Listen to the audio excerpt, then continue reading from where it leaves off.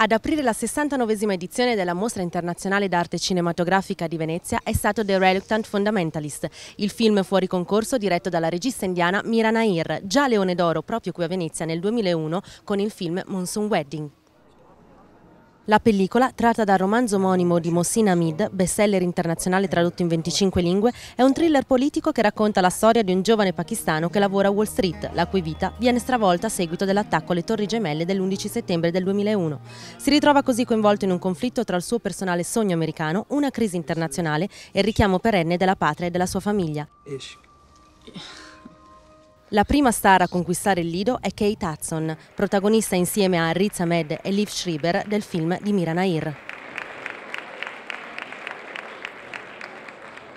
I believe I've been put on this earth to tell stories of people like me who live between worlds. The modern Pakistan is nothing like what you read about in the papers, which is full of corruption and beheading and terrorism and so on. The culture is absolutely absent in the eyes of the world. And this was what the first inspiration was. And the second inspiration and the major inspiration was really Mohsin Hamid's book, The Reluctant Fundamentalist, which not only gave me a window into contemporary Pakistan, but was essentially a dialogue between East and West. And we all know that there has been an enormous schism, a wall between East and West since in this last decade.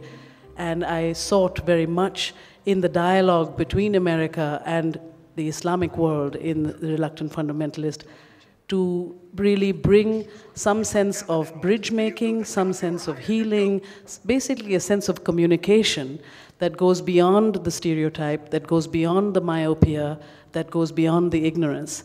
And I felt I was uniquely positioned to do this because I have lived in the West, more almost in America, in New York City, more than I have lived in the subcontinent, but equally belonging to both. So I felt positioned to make this film.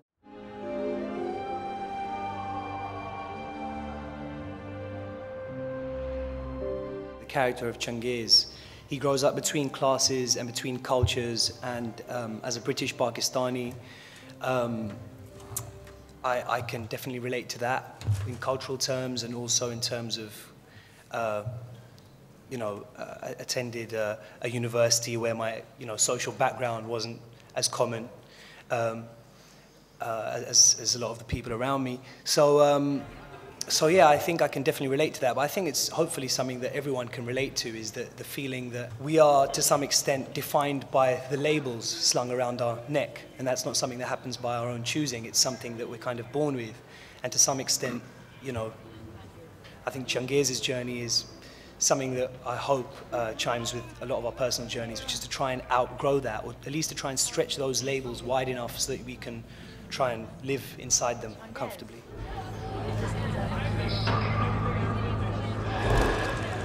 So happy you're here. Erica comes from a completely different world than Changiz. I mean, Erica comes from a privileged background. She's had everything at her fingertips. She's rebelled against it. She becomes this artist. She exploits her life. She exploits what she is. She exploits the love, because that's how she expresses herself. And then she, she suffers this enormous tragedy, and her life's thrown upside down, and she sort of carries this veil of sadness, and she feels very alone. And then by connecting with this young man, I think the relationships in this film is that everybody, the intimacy of it allows you to see really your own truth. And as we follow Changiz through this film, we really are. It's him. It's his discovery of his own truth and who he really is to himself and to his world and how he sees the world.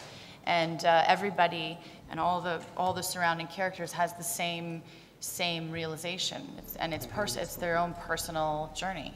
One of the things that Mira was also interested in developing in Bobby was one of these guys who's become he's a member of an expat community, and he really wants to fit in Pakistan, that he really wants to belong. He's